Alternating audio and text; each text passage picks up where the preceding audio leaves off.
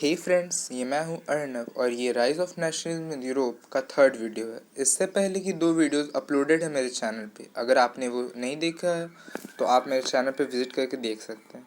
इस वीडियो में हम लेसन के सेक्शन 2 जो कि है the making of nationalism in Europe को समझेंगे। So let's start.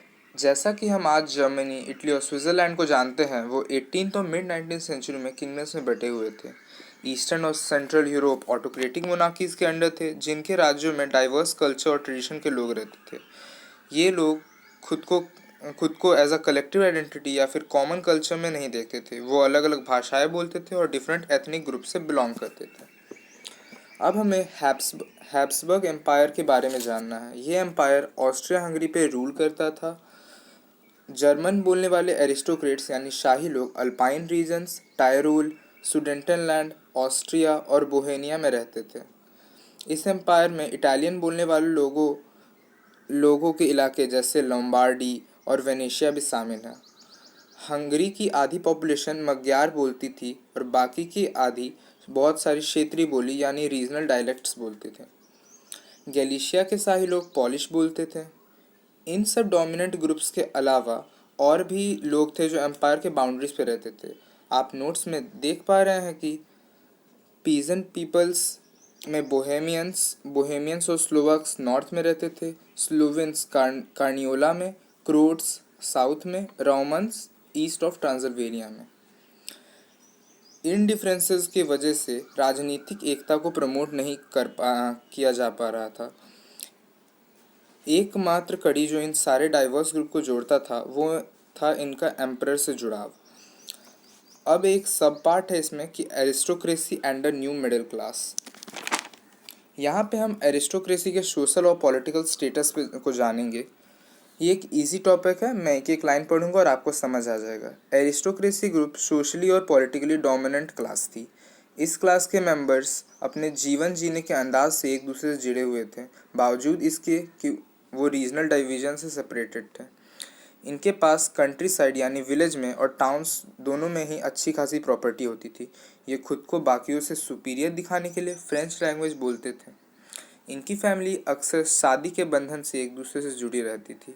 हालांकि ये पावरफुल एरिस्टोक्रेसी न्यूमेरिकली एक स्मॉल ग्रुप था, क्योंकि यूरोप की मेजर पॉपुलेशन पीजेंट्री यानी फार्मर्स से मिलकर बनी थी। अब लैंड होल्डिंग पे नज़र डालते हैं। ये एक छोटा सा टॉपिक है, इसमें हमें बस इतना जानना है कि यूरोप में किस पार्ट का लैंड कौन ओन करता था। तो वेस्ट में अधिकांश लैंड किराएदार और छोटे मालिक खेती करते थे, और ईस्टर्न और सेंट्रल यूरोप में ज़मीन बड़े बड़े लोग ओन करते थे और मजदूरों से खेती करवाते थे। मिड 18th सेंचुरी में वेस्टर्न और सेंट्रल यूरोप बहुत पॉपुलर थे। इनकी इस पॉपुलरिटी के 2 रीजन्स थे। पहला रीज़न तो ये था कि इंडस्ट्रियल रेवोल्यूशन जो सबसे पहले वेस्टर्न यूरोप और सेंट्रल यूरोप के कुछ पार्ट्स में हुआ था, और सेकेंड रीज़न ये था कि इंडस्ट्रियल प्रोडक्शन से जो ग्रोथ हुई उसके वजह से नए नए कॉमर्शियल क्लासेस एग्जिस्टेंस में आए। तो introduction of new classes second reason था। अगला टॉपिक है वो कमर्शियल क्लासेस जो इंडस्ट्रियलाइजेशन की वजह से फॉर्म हुए। उन्हें जानने से पहले हल्का सा इंडस्ट्रियल रेवोल्यूशन के बारे में जानते हैं। इंडस्ट्रियल रेवोल्यूशन इंग्लैंड में 18th सेंचुरी के सेकेंड हाफ में शुरू हुआ था। फिर ये फ्रांस और जर्मनी के कुछ पार्ट्स में 19वीं सदी में occur हुआ। अब न्यू कमर्शियल क्लासेस में पे आते हैं। यहाँ हम सिर्फ ये जानेंगे कि इंडस्ट्रियल रेवोल्यूशन पहले और उसके बाद कौन कौन से न्यू क्लासेस बने। हाँ, तो रिवॉल्यूशन से पहले पीजेंट्री और मिडिल क्लास थे, और इंडस्ट्रियल रिवॉल्यूशन के बाद working class, business class, professional class form हुए, और एक ऐसा मिडिल क्लास फॉर्म हुआ जो इंडस्ट्रियलिस्ट से बनी थी। अब इस सेक्शन का सेकंड पार्ट है what did liberal nationalism stand for. चलिए इसे समझते हैं। 19वीं सदी की शुरुआत में नेशनल यूनिटी के आइडियाज़ बहुत क्लोजली रिलेटेड थे लिबरलिज्म से। तो हम यहाँ लिबरलिज्म के डिफरेंट एस्पेक्ट्स को जानेंगे। लिबरलिज्म एक लैटिन वर्ड से डराइव हुआ है जो कि है लिबर। लिबर का मतलब होता है फ्री। मिडिल क्लास के लिए लिबरलिज्म इंडिविजुअल्स की फ्रीडम और इक्वालिटी बिफोर लॉ थी। पॉलिटिकली ये इस बात पे जोर देती है कि गवर्नमेंट कंसेंट से होनी चाहिए। गवर्नमेंट बाई कंसेंट का मतलब होता है सरकार का गठन यानी फॉर्मेशन जनता की सहमति से होनी चाहिए। जनता जिसे चाहे वही सरकार में है। फ्रेंच रेवोल्यूशन में लिबरलिज्म को ऑटोक्रेसी और क्लरिकल प्रिविलेजेस यानी क्लर्जी के प्रिविलेजेस को एंड करना, एक कॉन्स्टिट्यूशन और रिप्रेजेंटेटिव गवर्नमेंट, एक पार्लियामेंट के थ्रू लाना था।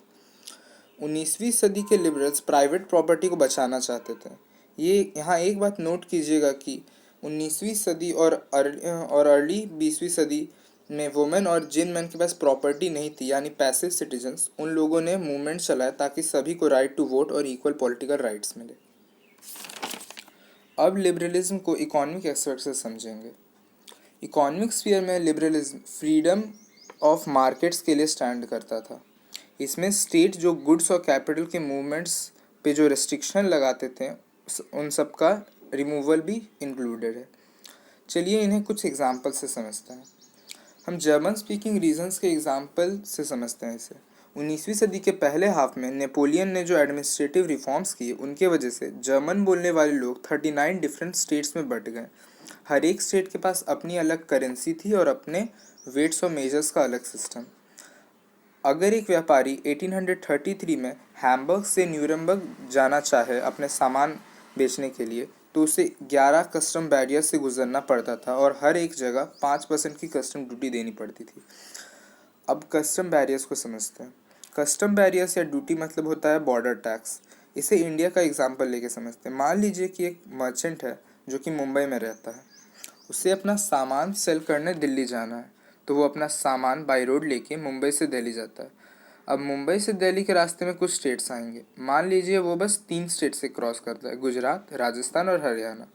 तो अगर 1833 के हिसाब से देखें तो उस मर्चेंट को तीनों स्टेट्स पे टैरिफ यानी टैक्स देना पड़ेगा और हर स्टेट में अलग अलग करेंसी और वेट्स और मेजर्स के अलग सिस्टम होंगे।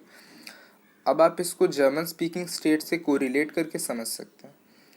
अब वेट्स और मेजर्स का एग्जांपल देखते हैं। एलए एक टर्म होता है जो क्लॉथ के मेजर के लिए यूज़ होता है। जैसे मीटर होता है ना, वैसे ही एलए होता है। एक एलए फ्रैंकफर्ट में आपको 54.7 सेंटीमीटर ऑफ क्लॉथ देगा। वही आप मेंस में आएंगे तो 55.1 सेंटीमीटर, न्यूरमबर्ग में 65.6 सेंटीमीटर और फ्राइबर्ग में 53.5 सेंटीमीटर। इन कंडीशंस को new commercial classes economic growth में बैरियर्स समझते थे और चाहते थे कि एक यूनिफाइड इकोनॉमिक टेरिटरी बने जिसमें गुड्स, पीपल और कैपिटल के मूवमेंट में कोई बाधा ना आए। फिर 1834 में प्रूशिया के इनिशिएटिव पे एक कस्टम यूनियन फॉर्म हुआ जिसका नेम था ज़ोलवेरिन। इस ग्रुप को अधिकतर जर्मन स्टेट्स ने ज्वाइन किया। इस यूनियन ने कस्टम ड्यूटीज़ को ख़त्म कर दिया और करेंसीज को 30 से रिड्यूस करके 2 पे ला दिया। मतलब जर्मन स्टेट्स में जहाँ पहले 30 करेंसी चलती थी, अब वहाँ सारे 39 स्टेट में से 2 करेंसी चलेंगी। रेलवे नेटवर्क के बनने से इकॉनमी को बूस्ट मिला और नेशनल यूनिफिकेशन के तरफ भी लोगों को मोबिलाइज किया जाने लगा, यानी कि उन्हें जागृत किया जाने लगा। इस तरह इकोनॉमिक नेशनलिज्म से नेशनल सेंटिमेंट्स जो उस वक्त चल रहे थे उन्हें स्ट्रेंथ मिली। अब इस सेक्शन का अगला पार्ट है अ न्यू कंजर्वेटिज्म आफ्टर 1815। अब इसे समझते हैं। पहले कंजर्वेटिज्म को जान लेते हैं। कंजर्वेटिज्म एक राजनीतिक विचारधारा है जो कि ट्रेडिशन की इम्पोर्टेंस और पहले से एस्टैब्लिश इंस्टीट्यूशन और रीति रिवाजों पर जोर देती है और क्विक चेंज के बजाय एक स्लो प्रोसेस से डेवलपमेंट को प्रेफर करती है। जब नेपोलियन 1815 में वाटरलू की बैटल हार गया तब यूरोप की सरकारें कंजर्वेटिज्म की तरफ झुक गई। उन सबका मानना ये था कि एस्टैब्लिश इंस्टीट्यूशन जो कि स्टेट और सोसाइटी को रिप्रेजेंट करते हैं, such as the monarchy, church, social hierarchies, property और फैमिली, इन सबको प्रिजर्व करना चाहिए।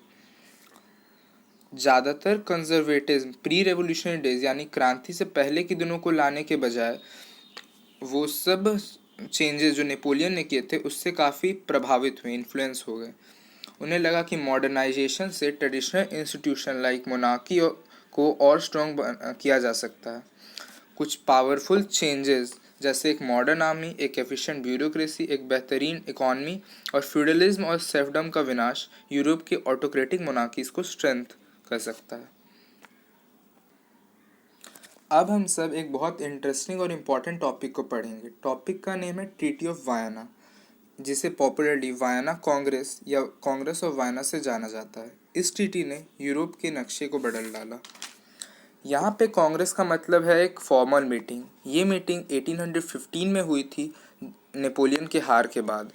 इस मीटिंग में वो सारी यूरोपियन पावर्स के रिप्रेजेंटेटिव्स आए थे जिन्होंने साथ मिलकर नेपोलियन को हराया था, यानी कि ब्रिटेन, प्रूशिया, रशिया और ऑस्ट्रिया के रिप्रेजेंटेटिव थे। ये समझौता वियना, जो कि ऑस्ट्रिया की कैपिटल सिटी है, उसमें हुआ था। इसका host Austrian chancellor Duke Metternich था।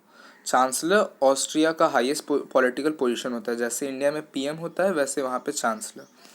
इस मीटिंग का ऑब्जेक्टिव ये था कि नेपोलियनिक वॉर्स के वजह से यूरोप में जो जो चेंजेस हुए उनको अंडू करना।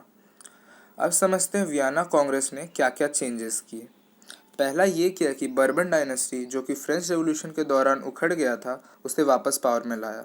बर्बन डायनेस्टी वही डायनेस्टी है जिससे लुई 16 बिलोंग करता था।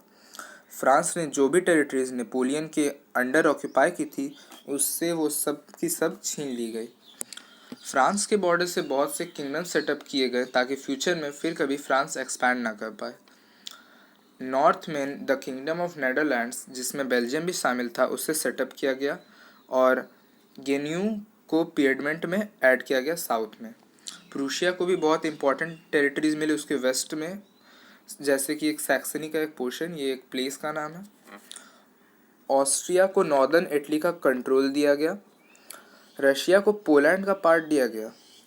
लेकिन 39 जर्मन स्टेट जिन्हें नेपोलियन ने सेटअप किया था, उसे अनटच छोड़ दिया गया। वियना ट्रीटी का मेन इंटेंशन ये था कि मोनार्की और किंगडम को रिस्टोर करना ताकि एक न्यू कंजर्वेटिज्म ऑर्डर इस्टेब्लिश हो के यूरोप में। चलिए अब जानते हैं ये जो कंजर्वेटिव रेजिम्स सेटअप हुई थी वियना कांग्रेस से, वो सब कैसी थी, वो सारे तो अब जानते हैं उनके बारे में। वो सारे रेजिम्स ऑटोक्रेटिक थे। वो क्रिटिज्म यानी अपनी कमियां सुनना बिल्कुल भी बर्दाश्त नहीं करते थे। जो भी एक्टिविटीज़ उनकी पावर को क्वेश्चन करता था, वो उन सब एक्टिविटीज़ सप्रेस कर देते थे।